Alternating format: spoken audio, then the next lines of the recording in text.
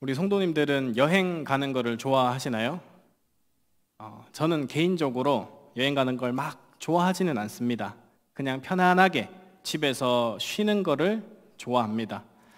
이제 3살, 6살 된 이 2명의 아들과 여행을 가면은 짐 챙길 것도 많고 가서도 계속 아이들을 케어해야 되기 때문에 여행이 아니라 고된 훈련처럼 느껴지기도 합니다. 그런 훈련과 같은 그런 여행을 마치고 집에 돌아오면은 그렇게 좋을 수 없습니다. 역시 내 집이 최고인 거죠. 이 사람에게 집이라고 하는 거는 단순히 먹고 자는 거주 공간을 넘어서 심리적인 안정과 또 정체성, 그리고 가족 간의 정을 형성하는 아주 중요한 장소입니다.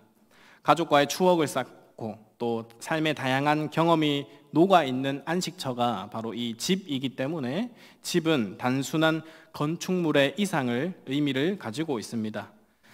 그래서 사람이 자신의 집에서 안락하게 사는 것, 가장 자연스러운 것이고 가장 기본적인 행복이라고 할 수 있습니다.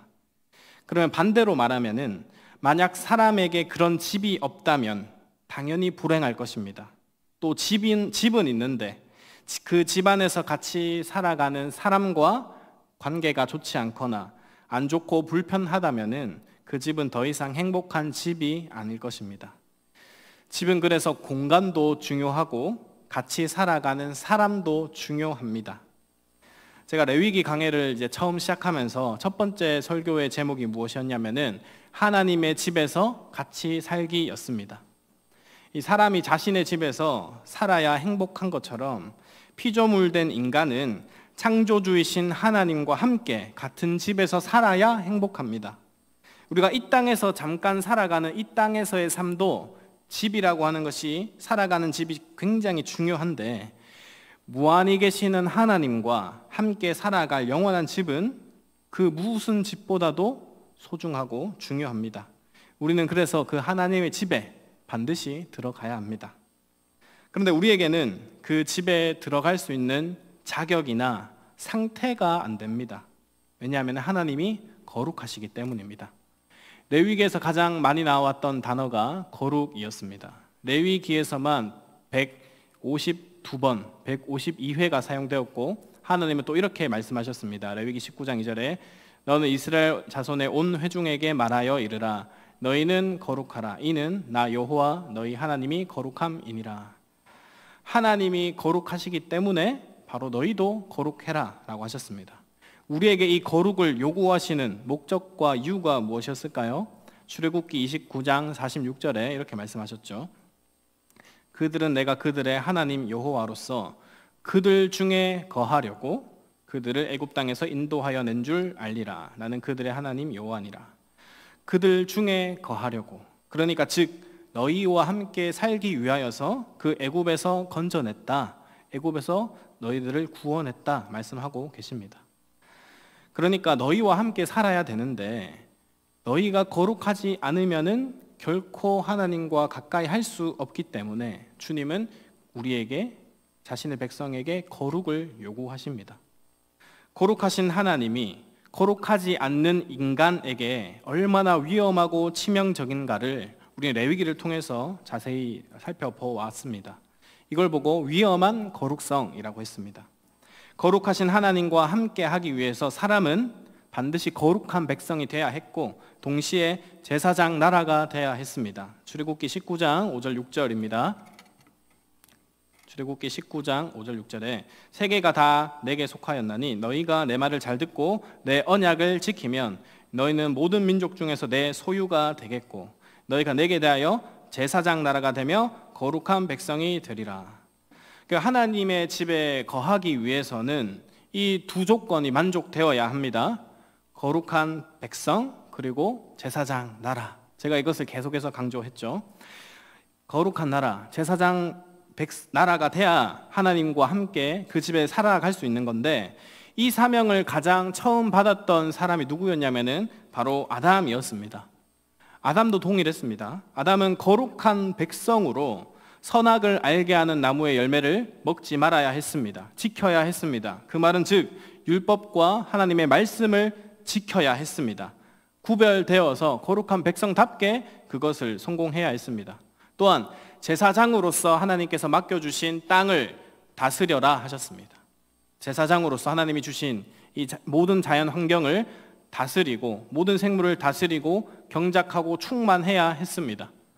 그런데 실패했죠. 하나님과 살기를 버리고 자신이 하나님처럼 되고자 했습니다. 결국 아담은 최초의 하나님의 집이었던 에덴에서 동쪽으로 쫓겨나 버렸습니다. 그 누구보다도 가장 완벽했던 아담도 추방되었고 파문당한 제사장이 되었는데 누가 감히 다시 하나님께로 나아갈 수 있을까요? 아담의 자녀들은 이제 하나님의 거처 문 밖에, 그의 얼굴 밖에 머무르게 되었습니다. 이제 인간 스스로는 하나님의 집에 들어갈 수가 없습니다. 결국 하나님이 죄에서 건져주시고 자신의 집으로 우리를 불러주시는 수밖에는 없습니다.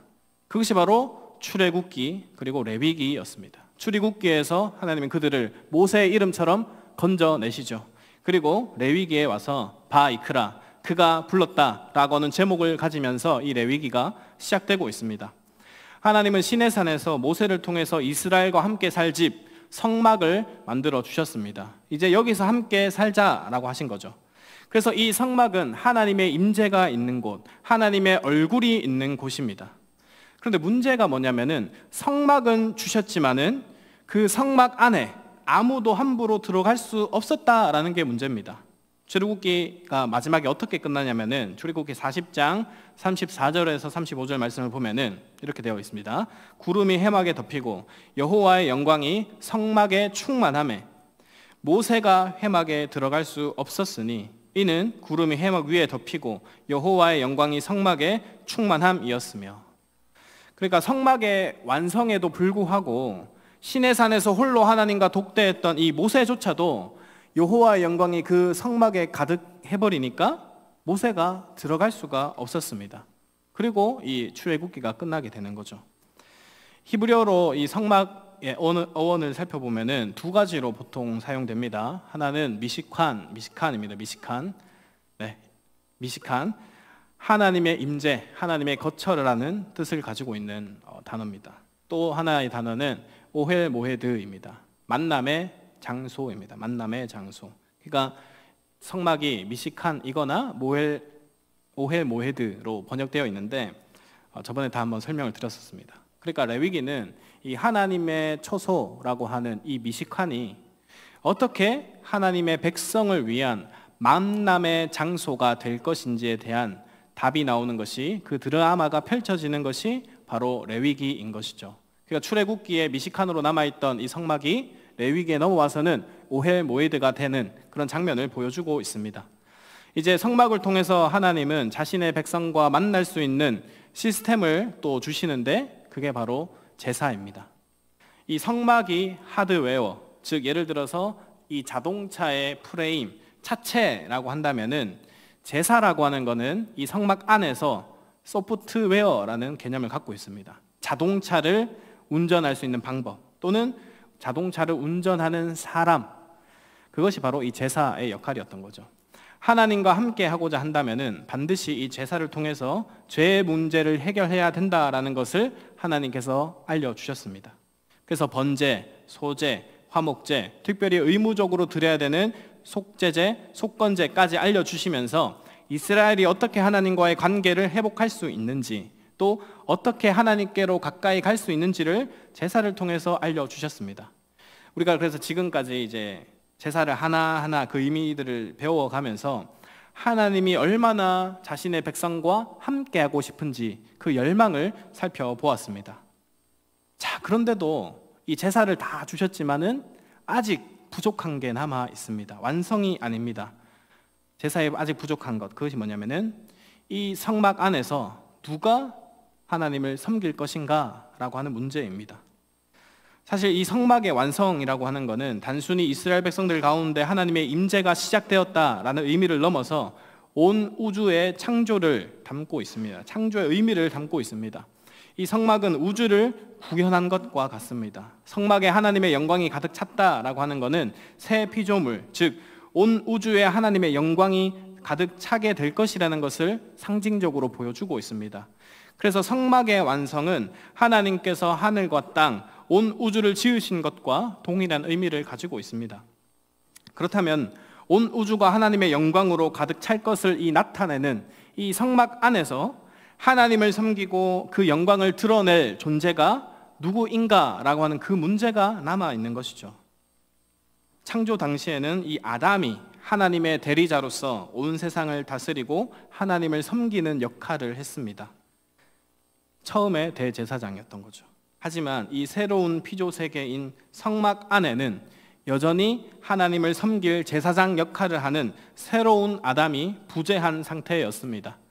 이 문제를 해결하기 위해서 드디어 레위기 8장과 9장은 새로운 아담의 역할을 감당할 제사장을 위임해서 첫 제사를 드리는 과정을 보여주고 있습니다. 이 제사장 위임식은 7일 동안 걸쳐서 진행되는데 그 안에 굉장히 까다롭고 수많은 절차가 소개됩니다. 그래서 보통 이 8장을 가지고 한 3번, 4번도 강해를 하지만 그렇게 너무 지루하게 하면 성도님들 힘드실까 봐 제가 짧게 도표로 정리해 왔습니다. 위임식이 이렇게 총 6가지 단계로 진행이 됩니다. 먼저 위임식을 준비합니다. 준비물을 하나님께서 가지고 오라 하죠. 의복, 관유, 또 제사를 드린 숫소, 순양, 또 무교병 한 광주리 등을 챙기라 하고 온 회중을 회막 문 앞에 모으라 했습니다. 남자 장정만 이 60만 명이 넘는 엄청난 이 인파 속에서 모든 회중을 모아라. 그리고 그 앞에서 위임식이 시작되었다라는 것은 이 위임식이 공적인 일이고 모든 이스라엘 백성들과 관계가 있다라는 것을 보여주고 있습니다. 이제 두 번째로 이제 의복입니다. 제사장 의복을 입혀야 되는데 의복을 입히기 전에 그 전에 아론과 그 아들들을 물로 씻깁니다. 목욕을 시키는 것과 같죠. 물로 씻겼다라고 하는 것은 하나님이 가장 제사장에게 먼저 요구하셨다는 것이 바로 정결 또 성결이라고 하는 것입니다. 하나님께서는 제사장이 되기 위해서 어떤 좋은 스펙이나 머리나 뛰어난 언변을 요구하신 적이 없습니다. 오직 성결을 첫 번째로 요구하셨습니다. 또한 이 성결은 제사장에게만 요구되는 것이 아닙니다. 출애굽 당시 시내산에서 하나님을 만나기 전 이스라엘 백성들에게도 성결을 위해서 옷을 빨라라고 하셨고, 여호수아가 요단강을 건너기 전에도 백성들에게 자신을 성결하라고 말씀하셨습니다.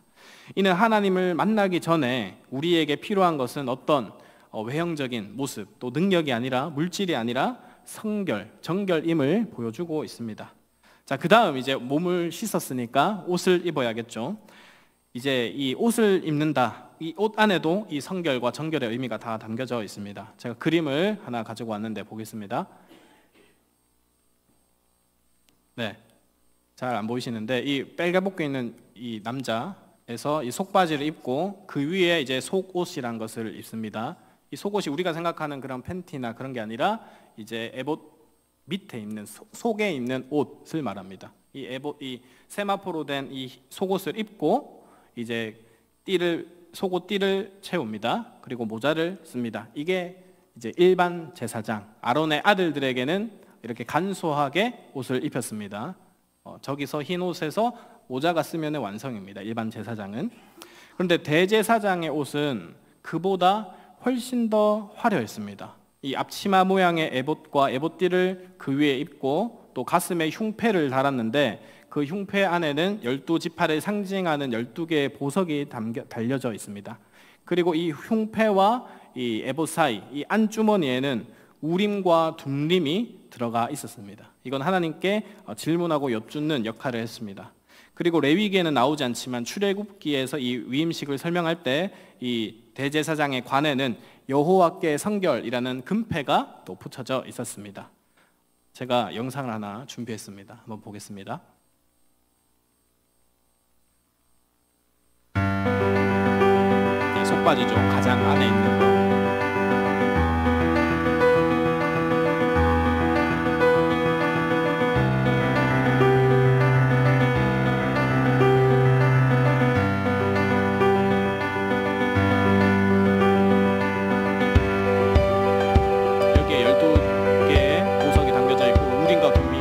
사이에 들어가는 겁니다.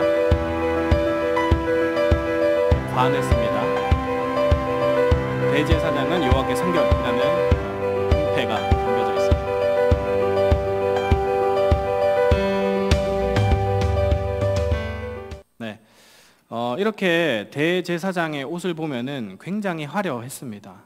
왜 그랬냐면은 이 대제사장의 옷은 성막을 상징하기 때문에 그렇습니다. 이 성막에 사용된 그런 재료들, 그리고 재료들을 만드는 그런 방식들과 이 옷을 만드는 방식, 그리고 옷에 있는 재료들과 이 성막과 대제사장의 옷은 동일하게 닮아 있습니다. 그래서 이 대제사장의 옷은 성막의 축소판이라고 할 수 있어요. 그러니까 대제사장은 걸어다니는 인간 성전이 되는 거죠. 하나님의 이 의복을 통해서 제사장이 얼마나 하나님 앞에 거룩해야 되는지, 성결해야 되는지 머리부터 발끝까지 하나하나 입히시면서 그것을 강조하셨습니다. 네, 그 다음 이제 기름을 붓습니다. 기름을 붓습니다. 영어로 anointing이라고 하죠. 옷을 입힌 다음에 이제 관유를 붓습니다. 관유는 굉장히 비싼 재료로, 값비싼 재료로 만든 이 거룩한 기름입니다. 모세는 이 성막과 또 성막의 기구들에 모두 기름을 다 바르게 됩니다. 그리고 아론의 머리에 관유를 붓고 그 다음 또 아론의 아들들에게도 동일하게 기름을 붓습니다. 이 기름을 붓는 거는 이 왕이나 제사장 그리고 선지자를 세울 때 보통 기름을 부었습니다. 레위기에서 이 기름이라고 하는 것은 가장 귀한 것을 의미합니다. 제사에서도 사용되는 짐승에서 나오는 이 기름은 다 하나님 거라서 사람이 먹지 못했습니다. 그런 기름이 사람에게 부음을 받을 때 신약의 의미를 빌리면은 성령의 기름을 부음을 받고 새로운 존재가 되는 것을 의미합니다. 기름을 부음으로 이제는 새 사람, 완전히 구별되어서 하나님의 사람이 되는 것이죠. 그러니까 제사장은 어떤 자신의 능력으로 되는 것이 아니라 하나님의 능력을 덧입고 살아가는 새로운 존재가 되는 것입니다.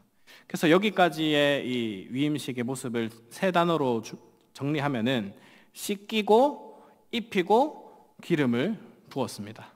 그래서 이 과정을 통해서 하나님은 제사장을 준비시키셨습니다. 우리도 보면은 하나님 앞에 정결하게 예수 그리스도의 피로 씻김을 받고 또 그리스도의 옷을 입고 성령님의 기름 부음을 받은 존재가 되었습니다. 동일하게 이 제사의 과정에서도 그것이 나타나고 있는 것이죠. 자, 그리고 나서 이 속죄제를 드립니다. 그리고 또 다섯 번째 번제를 드립니다. 제사장들을 위한 속죄제와 번제입니다. 왜 속죄제가 먼저 드렸는지는 이제 이해가 되시죠? 제사장들도 완전한 자들이 아닙니다. 불완전한 존재들입니다. 그래서 이들도 백성들처럼 죄를 반드시 처리해야 됐고 정결해야 됐습니다. 속죄제를 통해서 자신의 죄를 반드시 처리해야 했고 번제를 통해서 완전한 헌신을 주님께 고백해야 했습니다. 그리고 나서 이제 위임식에 필요한 화목제를 드리게 됩니다. 이 순양으로 화목제를 드리게 되는데 이제 화목제와 비슷합니다. 속죄제와 번제를 통하여서 하나님과 화목된 것을 상징하는 것이죠. 그런데 특이하게 지금까지의 이 제사들에서 살펴볼 수 없었던 독특한 피처리 방식이 딱 여기서 나오고 이 나병 환자를 치유할 때 나옵니다. 두 군데에서 나오는데 이 위임식에서 특별하게 이 피처리가 어떻게 되고 있냐면은 이 짐승의 제물의 피를 아론과 아들들의 오른쪽 귓볼, 그리고 오른쪽 엄지손가락, 그리고 오른쪽 엄지 발가락에 그 피를 바릅니다. 특이하죠? 이렇게 바른 적이 없는데 과연 여기에 무슨 의미가 담겨져 있을까요? 많은 신학자들이 이렇게 해석하고 있습니다. 이 세 부위들은 인체의 끝에 위치해 있기 때문에 이 특정한 부위들은 인간 전체를 상징한다. 그러니까 피를 바름으로써 여기 피를 바름으로써 전 인격이 새로워지는 것을 의미한다라고 보고 있습니다. 그리고 이 먼저 특별하게 귀에 발랐다라고 하는 것은 듣는 것이 그만큼 중요하다라는 겁니다. 성경 전체를 보면은 이 믿음의 근거와 시작을 어디에서 나왔냐고 하냐면은 들음에서 나왔다라고 하죠. 믿음의 시작과 근거는 들음에서 난다. 그래서 하나님도 제사보다 듣는 게 낫다라고 하실 정도로 이 들음을 강조하셨습니다. 이 세상에는 너무나 많은 소리들이 난무합니다. 저마다 자신들이 진리라고 떠들어댑니다. 오직 하나님의 말씀만이 진리임에도 사람들은 다른 소리를 들으면서 넘어집니다. 인류의 첫 번째 넘어짐도 사탄의 음성을 잘못 들었기 때문입니다. 또 이스라엘 백성들의 첫 번째 왕도 모든 것을 진멸하라라고 하는 하나님의 소리를 거부하고 죽이기 아까운 짐승들의 소리를 듣다가 망했습니다. 반대로 솔로몬 왕이 하나님께 구했던 한 가지 소원, 바로 듣는 마음, 잘 들을 수 있는 지혜를 달라고 했기 때문에 하나님은 그 솔로몬의 마음을 기뻐하시고 크게 칭찬하셨습니다. 백성들의 소리와 하나님의 음성을 잘 듣는 것, 그것이 바로 하나님이 원하시던 귀였습니다. 마찬가지로 이 제사장에게도 그 사명과 역할에 있어서 듣는 것은 굉장히 중요했습니다. 귓볼에 이 귓부리에 피를 바르면서 제사장들은 오직 주의 말씀을 듣는 존재로, 또 백성들의 소리를 잘 듣는 존재로 새로워져야 됐습니다. 우리도 마찬가지겠죠. 그리고 손끝과 발끝에 발랐다라고 하는 것은 모든 삶과 행동을, 또 태도를 의미합니다. 하나님의 말씀을 들었다면은, 백성들의 소리를 들었다면은 그것은 태도와 행동으로 나타나야 했습니다. 그러나 반대로 잘못 들으면은 잘못 들었기 때문에 손으로 발로 범죄하게 되는 것입니다.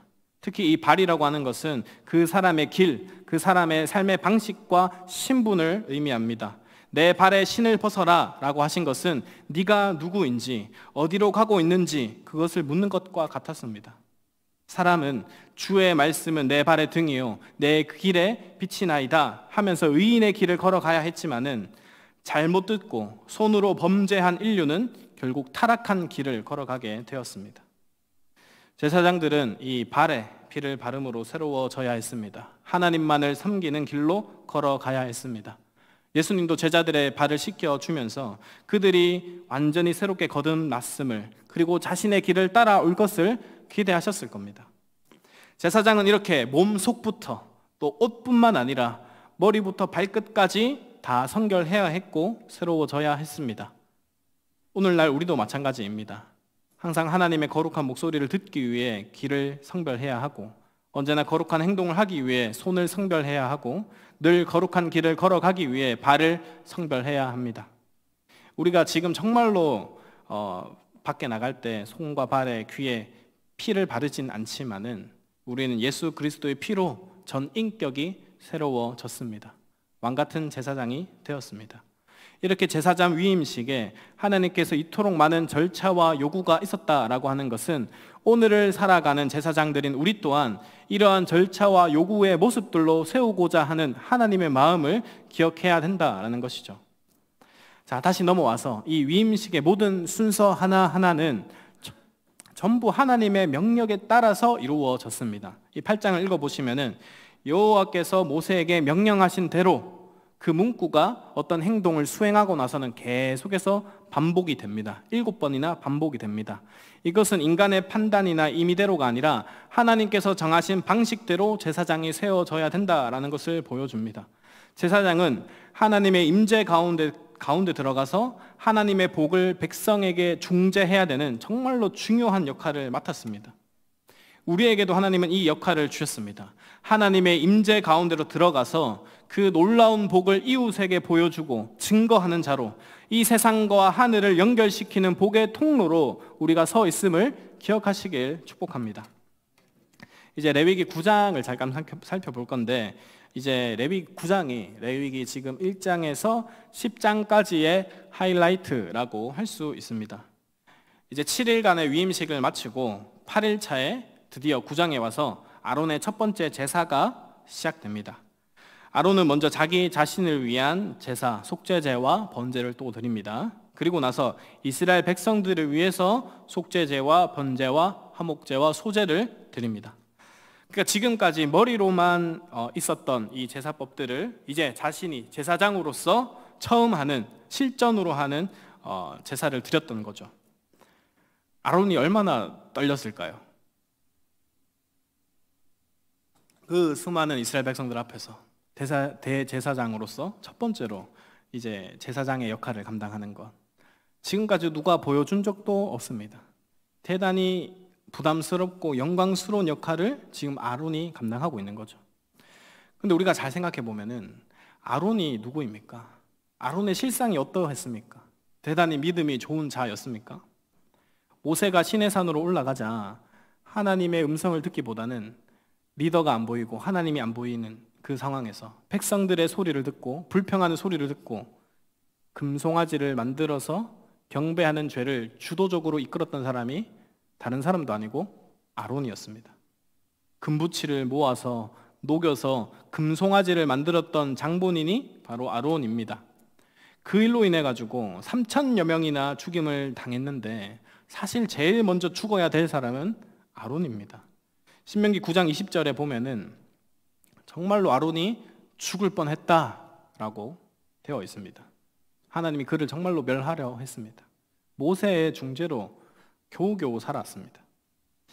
그러니까 이렇게 백성들을 죄에 빠지게 하고 또 죽게 하고 심지어 자신조차도 죽을 뻔했던 사람, 그런 사람을 지금 하나님이 첫 번째 제사장이 되는 영광을 주고 계신 겁니다. 과거에 금송아지를 만들었던 이 아론이 이제는 진짜 송아지를 제물로 드리면서 이 제사가 과연 하나님이 받아주실까? 하나님이 과연 이 제사를 어떻게 봐주실까? 하는 마음이 그 과거의 해상 가운데 들었지 않았을까요? 하나님이 그 제사에 대해서 어떻게 반응하셨는지 오늘 가장 중요한 말씀입니다. 9장 22절에서 24절까지 한 목소리로 한 번 더 읽겠습니다. 시작. 아론이 백성을 향하여 손을 들어 축복함으로 속죄제와 번제와 화목제를 마치고 내려오니라. 모세와 아론이 회막에 들어갔다가 나와서 백성에게 축복하매 여호와의 영광이 온 백성에게 나타나며 불이 여호와 앞에서 나와 제단 위에 번제물과 기름을 사른지라. 온 백성이 이를 보고 소리 지르며 엎드렸더라. 굉장한 일들이 지금 벌어졌습니다. 여호와의 영광이 드디어 그들 가운데 눈앞에 나타났습니다. 여호와의 불이 모든 제사의 짐승의 제물을 불사르고 기름을 불사르면서 큰 영광으로 임재했습니다. 그들은 큰 영광 앞에 환호성을 지를 수밖에 없었고 엎드릴 수밖에 없었습니다. 우리가 예배를 드리다가 여호와의 영광에 압도되어 가지고 하나님께 환호성을 드려본 적이 있나요? 지금 이스라엘 백성들은 그 크신 영광을 드디어 맛보았습니다. 온 백성이 그것을 체험했습니다. 그리고 여기서 출애굽기에서 해결할 수 없었던 두 가지의 문제가 드디어 해결됩니다. 첫 번째 문제가 뭐였죠? 성막은 주셨지만 그 성막 안으로 아무도 들어갈 수 없었습니다. 모세조차도 여호와의 영광이 성막에 충만하니까 못 들어갔습니다. 시내산에서 홀로 하나님을 독대했던 모세조차도 성막에 들어갈 수 없었습니다. 그런데 지금 말씀이 어떻게 되고 있습니까? 모세와 아론이 회막에 들어갔다가 나와서 원래 같았으면은 죽어야 합니다. 하나님의 임재 가운데 들어갔기 때문에. 그런데 하나님의 임재가 가득한 그 성막 가운데 들어갔다가 모세뿐만이 아니라 아론과 함께 들어갔다가 나왔습니다. 죽지 않고 살았습니다. 모세와 아론이 성막에 들어갔다라고 하는 것은 하나님과의 단절이 드디어 해소되고 그 대리자를 통해서 백성들 또한 하나님께 나아갈 수 있는 길이 열렸음을 의미하고 있습니다. 하나님이 백성 가운데는 계속 임하셨고 거하셨지만은 백성들이 하나님께 가까이 가는 것은 지금까지 불가능했는데 이제 제사장이라는 대리자를 통해서 하나님께 나아갈 수 있는 길이 열렸고 그 집에서 함께 살 수 있는 길이 열린 것입니다. 너무나 큰 놀라운 은혜인 것이죠. 그리고 두 번째 문제, 제사장 아담의 부재 문제도 해결되었습니다. 온 우주가 하나님의 영광으로 가득 찬 것을 나타내는 이 성막에서 하나님을 섬기고 그 영광을 드러낼 자가, 섬길 자가 누구인가 하는 문제가 풀렸죠. 새로운 피조물, 성막 안에 하나님을 섬길 제사장 역할을 하는 새로운 아담, 바로 아론이 세워졌던 거죠. 이제 그 중보자를 통해서 온 백성들이 하나님의 영광을 누리게 되었습니다. 그저 시내산에서 모세가 올라가는 것을 볼 수밖에 없었던 백성들, 저 멀리서 구름이 빽빽한 것을 보면서 저 멀리서 하나님의 영광을 바라볼 수밖에 없던 백성들이 이제는 여호와의 영광이 온 백성에게 나타난 것을 경험하며 그 불이 그들 가운데 임하게 된 것입니다. 모든 백성이 하나님의 임재를 경험하게 된 것이죠. 하나님의 약속대로 약속의 땅에서 하나님과 백성 사이의 친밀한 교제와 안식이 이루어질 기반이 비로소 완성된 것입니다. 이것은 온 우주에 여호와 하나님의 임재가 계속 유지될 것이라는, 즉 임마누엘의 시작을 알리는 놀라운 선언과 같았습니다. 이 여호와의 영광 앞에 불이 임했던, 그것을 보았던 이 백성들과 또 아론, 부러우신가요? 부러울 필요가 없죠. 우리에게는 이보다 더 완전한 대제사장이 계시기 때문입니다. 그것을 히브리서는 이렇게 증언합니다. 히브리서 8장 1절에서 2절입니다. 함께 읽겠습니다. 시작. 지금 우리가 하는 말의 요점은 이러한 대제사장이 우리에게 있다는 것이라. 그는 하늘에서 지극히 크신 이의 보좌 우편에 앉으셨으니 성소와 참 장막에서 섬기는 이시니라. 이 장막은 주께서 세우신 것이요 사람이 세우신 것이 아니니라. 지금 이스라엘의 이 대제사장은 앞으로 나타날 완전한 대제사장의 그림자, 예수님의 그림자였습니다. 예수님은 사람의 손으로 지은 성소 정도가 아니라 하늘 성소에서 우리를 위한 영원한 대제사장이 되어주셨습니다. 레위기의 이 제사장 제도, 희생 제사는 불완전했지만은 예수님 우리의 완전한 희생 제사가 되어주시고 완전한 제사장이 되어주셨습니다. 레위기를 통해서 볼 수 있었던 것, 인간이 하나님의 임재 안에 거할 수 있는 길을 여호와가 열어주신다라고 하는 것인데, 이 길이 궁극적으로 예수 그리스도를 통해서 완성되었습니다. 이제는 우리는 더 이상 이 짐승의 피나 레위 계열의 이 제사장들을 통해서 하나님께 나아가지 않습니다. 우리는 예수 그리스도를 통해서 직접 하나님께 나아갈 수 있는, 하나님 아버지께 나아갈 수 있는 특권을 얻었습니다. 성막 안에도 함부로 들어가지 못했던 그들과 비교도 안 되게 우리는 그분이 거하시는 성전이 되었습니다. 성전 자체가 되었습니다. 한번 비교해 보세요. 얼마나 큰 차이가 있습니까?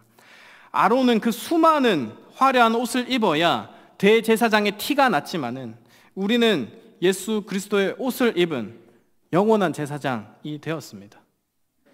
레위기 9장에서 여호와의 영광이 나타나고 불이 제물을 불살랐던 것처럼 오늘 우리는 예수 그리스도 안에서 성령님을 통해서 하나님의 임재를 경험하며 예배하는 그런 거룩한 백성이 되었습니다. 그럼 우리가 이 인생을 어떻게 살아가야 될까요? 하나님의 영광과 임재를 가장 소중하게 여기면서 나에게 가장 큰 복과 가장 구해야 할 것이 다른 것이 아니라 하나님의 임재라고 하는 것을 늘 마음에 품어야 된다라는 것이죠. 하나님의 영광이 가득 찬 그 임재 앞에서 우리는 동일하게 큰 환호성과 또 엎드림으로 주님을 경외하는 인생을 살아가야 합니다. 말씀을 맺습니다. 천직이라는 말이 있습니다. 타고난 직업이나 직분, 보통 이럴 때 쓰죠. 내가 하는 일이 정말로 내 적성에 잘 맞고 잘하고 보람이 되면은 나는 정말 천직이야, 천직을 가졌어, 그렇게 이야기합니다. 근데 보통 직장인들 중에는 내 직장이 천직이야, 난 타고났어, 이렇게 말하는 사람은 거의 없습니다. 그러나 우리는 모두 다 천직을 가진 자입니다. 천직이라는 말 그대로 하늘에서 부르심을 받은 직업, 그 직업을 우리는 모두 다 소유하고 있습니다. 바로 하나님 나라의 거룩한 제사장입니다.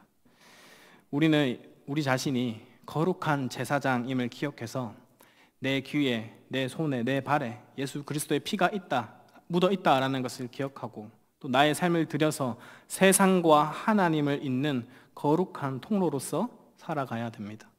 그래서 우리 삶 전체가 교회 드릴 때만 예배 드리는 삶이 아니라 우리 삶 전체가 하나님께로 드려지는 산 제사가 되어서 주님의 거룩하심을 반영하고 그분의 영광을 나타내는 축복의 통로로, 예배자로 살아가야 됩니다. 오늘 우리는 그 옛날에 있었던 위임식의 과정, 첫 제사가 드려지는 현장에는 없었지만은 말씀을 통해서 얼마나 하나님께서 우리에게 성결을 원하시는지, 그리고 얼마나 하나님의 임재가 귀한 것인지 깨닫고 내가 있는 모든 현장에서 하나님의 거룩한 백성으로 또 왕같은 제사장으로 서 있는 우리 드림의 모든 성도님들 되시기를 주님의 이름으로 축복합니다.